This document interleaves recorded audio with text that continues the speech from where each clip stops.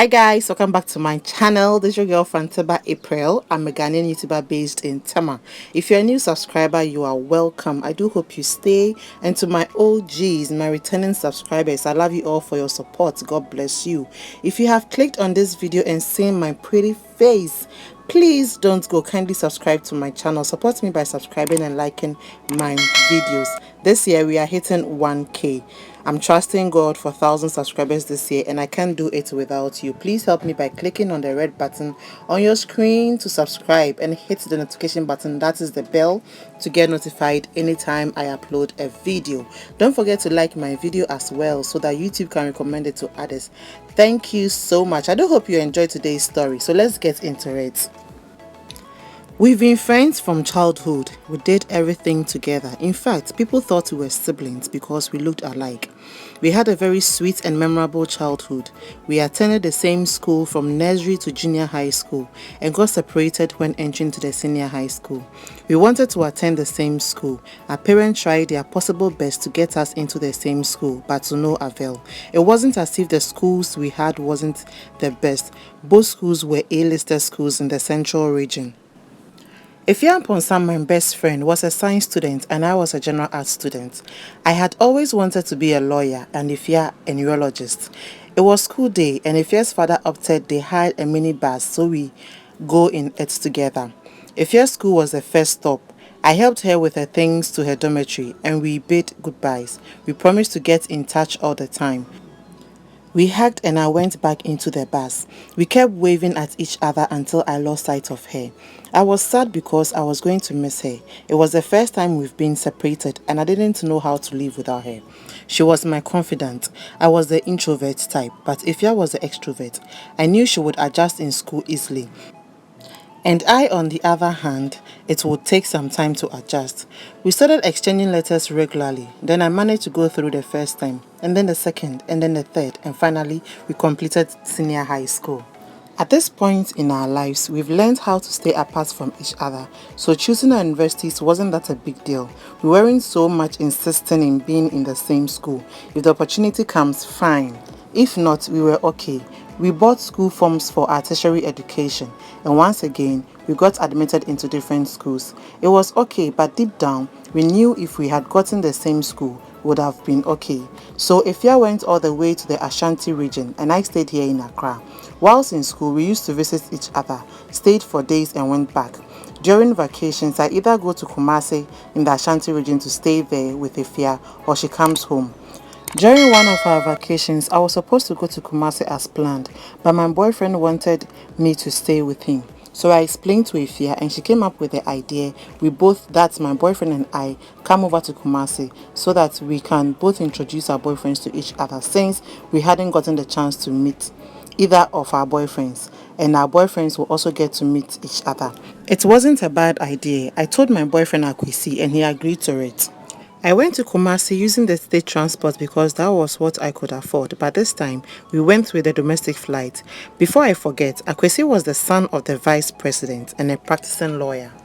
We met on campus. He came there to see one of the lecturers. He missed his way, so I met him on my way to the hostel and I helped him out. He introduced himself, but not as the VP's son. We did chat for some time and that was how our friendship started. Upon reaching Kumasi, we went to stay in Akwesi's family house, which wasn't far from Ife's hostel. We went out that evening and it was fun. Both men bonded very well, but I had a problem with Ife's boyfriend, Solomon. He kept looking at me in a funny way, which made me very uncomfortable, but I thought it was one of those things when a man got drunk. Unfortunately, Akwesi had to leave for Accra because he had a court case at hand, but he promised to be back as soon as he was done. I stayed behind in Kumasi with Ifya. I wanted to go stay with Ifya, but Akwesi didn't agree to it. So I continued to stay in his family house. One day I went to visit Ifya in her hostel, but she wasn't there. I called her and she asked me to wait for her. She showed me where she had kept her keys and asked me to feel comfortable. Whilst in the room, I heard a knock and it was Solomon, Ifya's boyfriend. I opened the door for him but told him Ifya wasn't around. He told me Ifya had already told him but asked him to wait and that I was around. I wasn't okay at first when I saw him, but when he told me Ifya knew he was around, I was okay and offered him something to drink. After a while, he started making advances towards me. I made it clear to him I wasn't interested and not ready to hurt my friend. At the moment, I knew I had to go outside and wait till Ifya comes back. When Ifya came, I wanted to tell her about it, but I wasn't ready to be that girl. Would she believe me if I tell her? How would she feel? What will happen to our 22 years of friendship? All these thoughts kept running through my mind, and so I decided to keep it to myself. Days after, we went for dinner, and it was a treat from Solomon. I didn't want to go, but Ifya insisted, and I went. Whilst we were eating, Ifya excused herself and went to the washroom. As soon as Ifya had left, Solomon started with his advancement again. He started touching me and saying all sorts of rubbish to my hearing. This time, I threatened to tell Ifya if he didn't stop. Few seconds later, Ifya came back, and you should have seen this guy as if nothing had happened. He was all over her, touching, caressing and kissing her. I said to myself what a hypocrite he was. 2 days later, Akwesi came back and I was happy, at least someone to jest with aside Ifya.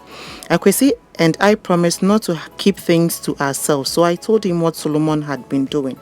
He was very upset, but I managed to calm him down.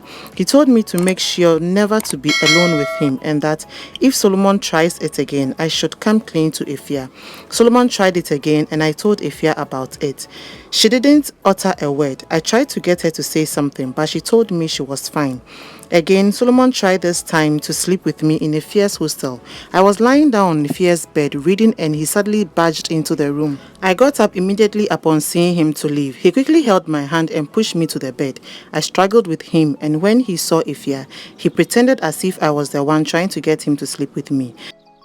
Ifya believed this wretched boyfriend of hers instead of me. She called me all sorts of names and threw me out of her room. I was shocked at Ifya's behavior. I quickly called Akwesi and he booked a flight for me to come home. I wept bitterly, tried to get in touch with Ifya, but she refused to either pick up my calls or respond to any of my messages. Our parents managed to get us back, but Ifya had her plans. Everything went back to normal. Akwesi didn't like the idea of me visiting Ifya in Kumasi. I spoke to my mom about it and she agreed to it. Akwesi is right, my dear, she said, so I stopped going to Kumasi. The only time I went to Kumasi again was for Ifya's birthday party. Akwesi went with me and made sure he was at every corner that I was. Because Ifya and Solomon were still in a relationship, immediately after the party, we flew back to Accra. Months later, Ifya came home for a friend's birthday party. The next day, Ifya came visiting me in the house and Akwesi was there. I needed to buy some foodstuff, so I went out with Akwesi's car. Ifya dragged Akwesi's drink to get him to sleep with her as a revenge.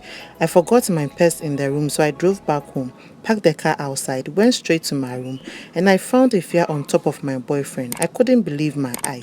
Akwesi was unconscious, so I rushed him to the hospital. I couldn't bring myself together to think of such an evil thing Ifya was about to do. She later caught Solomon in bed with another lady, and he confessed to her how much he detested her and wanted me to fall in love with him. Ifya threw 22 years of our friendship away just for a man.